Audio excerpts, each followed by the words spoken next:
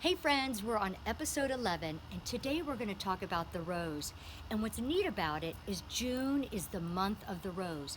And the reason why it's in June is because before 1867, that was the only time that the roses blossomed.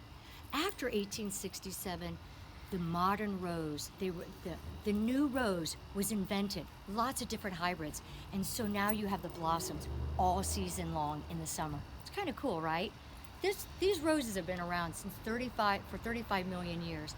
So they know how to take care of themselves. The rose is the queen of the garden, the #1 flower still in the world. Over here are some of my roses that I cut and I display inside. And it's really easy to take care of a rose once you get it going. First thing you need to make sure you have are your gloves. And we talked about this in episode 1, how important these are. And the reason why is these roses may look beautiful, but they have a thorn that could just, oh my gosh, they hurt so much. Right here's one of the thorns. But what's also really difficult about these thorns is they could have a mold or a fungus, and if it pops into your skin, it's called the rose gardener's disease. And it's a very difficult thing to have, and you have to take the antibiotics to get rid of them. So you don't want that. Wear your gloves, wear long sleeves, and have some really good pruning shears right here. The way they're cut and designed is they make a clean slice. And also have a container that's really sturdy and not a little plastic thing. The other thing about any roses is they're hungry. They always have a big appetite. So put your coffee grounds down there, get yourself some little rose food, feed them with the sun, the soil, and the rain, and they're happy. But they do need to be pruned. So put everything on and let me show you what you do. I'm going to put these aside for a minute because this is really important. Spring, you'll want to look at your actual bush.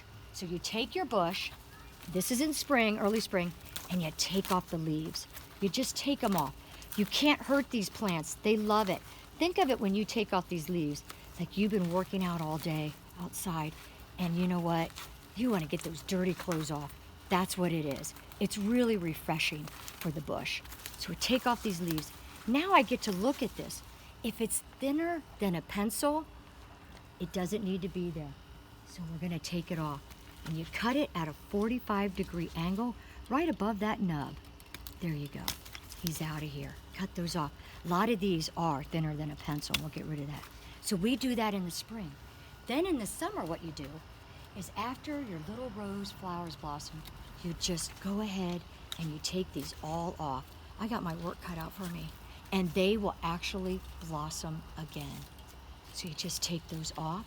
And then in the fall, you take a look at your rose bush and you can really trim it all the way 2/3 to a half down, and it will come back with flowers and be beautiful. So friends, I hope that you learned something about pruning. Just remember spring, summer, and fall cleanup, and you'll have beautiful flowers. Next week, we're going to look at my grasses in the back, and I can't wait to show you what we have going on. I love ya. See ya.